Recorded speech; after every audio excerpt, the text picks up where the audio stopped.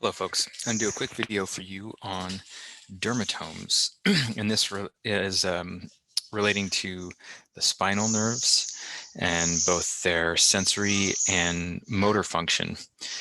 And so dermatomes are actually a map, a visualization of the sensory information that's picked up by particular spinal nerves and their motor output. So we can map these across the body. And what we basically see is that uh, the spinal nerves, just as they go in order from closest to the skull to the tail, they serve areas of the body that go in that same order of caudal, cranial to caudal, right?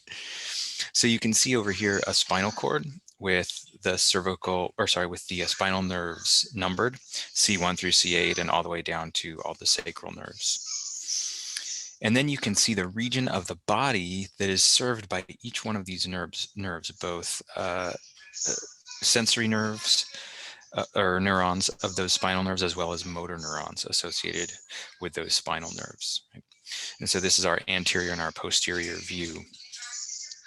So hopefully you can see that basically it's just a mirror image. What you're seeing here is a mirror image of the ordering of spinal nerves along that spinal cord. Right?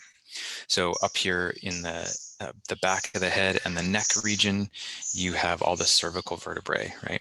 And this, why is it that the face is not included here, but the back of the head is? And in fact, all of this really relates to our evolutionary history and what we know about the animals we've evolved from, how those animals, what their anatomy and physiology is looking like, and the origin of the skull and the face, right? So it turns out that the skull is really just all the skull bones. So think your occipital, your parietals, even a portion of your frontal. Those are all expanded, flattened vertebrae. That's where they evolved from. So if you trace back in our ancestors and look at the population of cells that form those bones in humans, they correspond to populations of bones that form anterior vertebrae in our closest ancestors that don't have skulls. And these are things like the finless, jawless fish, like hagfish and lampreys, right? So they originate from the same group of cells, right? So the skull bones are actually just expanded vertebrae, which now that completely makes sense why we just have basically the back of the skull. We're not seeing the parietals here, but they're also included.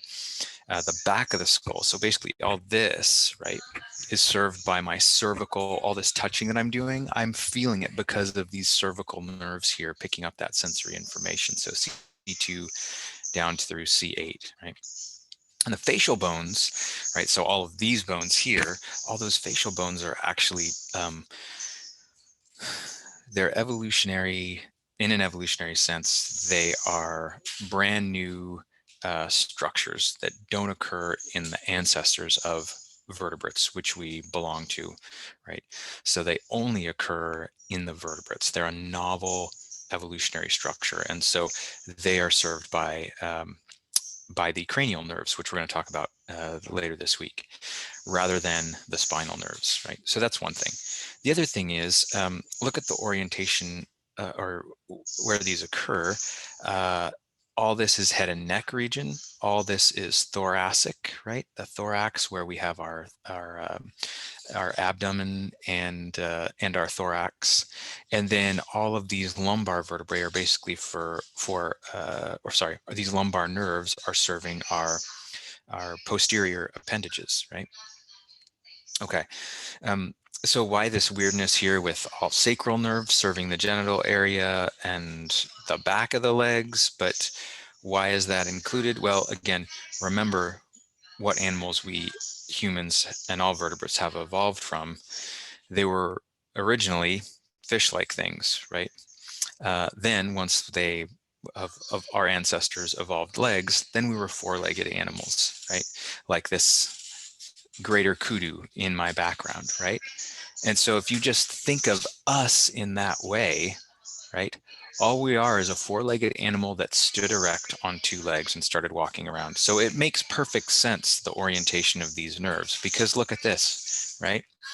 Here's the cervical nerves here, right? The anterior portion of the legs served by cervical nerves, just as the anterior portion of our arms, which is really here, right? Served by cervical nerves, right? Here. Yeah, this is anatomical position, but it's totally goofy from an evolutionary perspective, right? Because evolutionarily, this is how we would be standing. Think of the way a dog or a horse or this greater kudu stands. When you rotate that around, what nerves are on the front? Cervical nerves, right? You rotate the back around, cervical nerves are on front. Which ones are in furthest back? Thoracic, right? Thoracic nerves.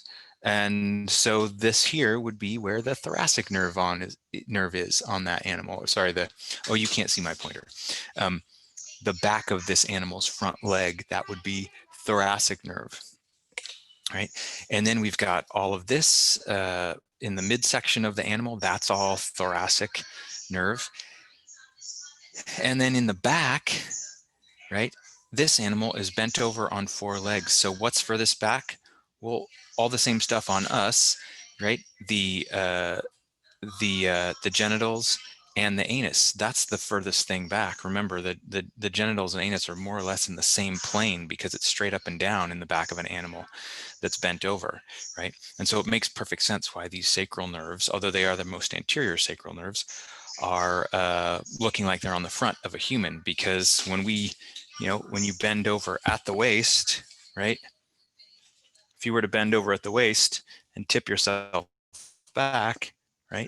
All of that stuff is in the back, right? So you really have to, you think about our evolutionary history when you think about these dermatomes, and it totally makes sense, right?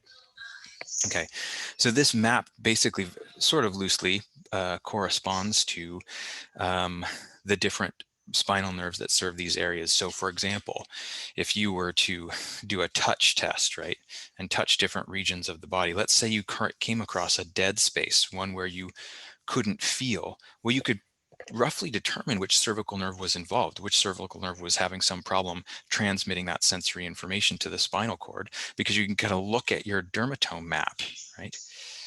Or you could look at your dermatome map and figure that out, right? Or if, say, a set of muscles wasn't responding, right?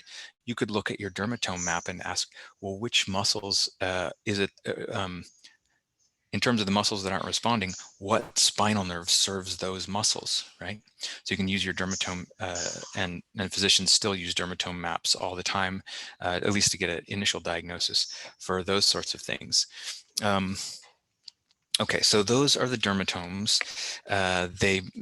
They correspond to the region of sensory, or the areas that the somatic sensory nerves are servicing, and that the somatic motor neurons are servicing.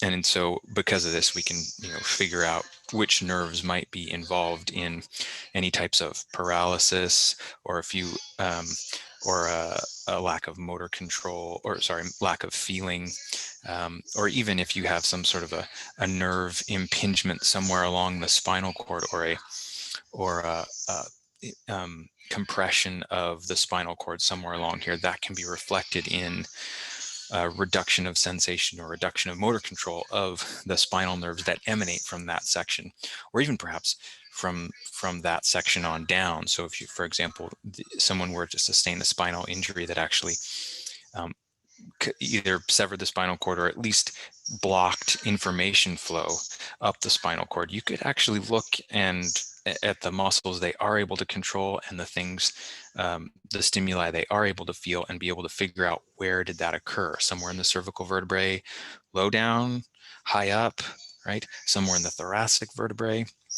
So it's a pretty useful thing to have. Okay, please let me know if you have any questions about these dermatomes, and I will see you in a future video.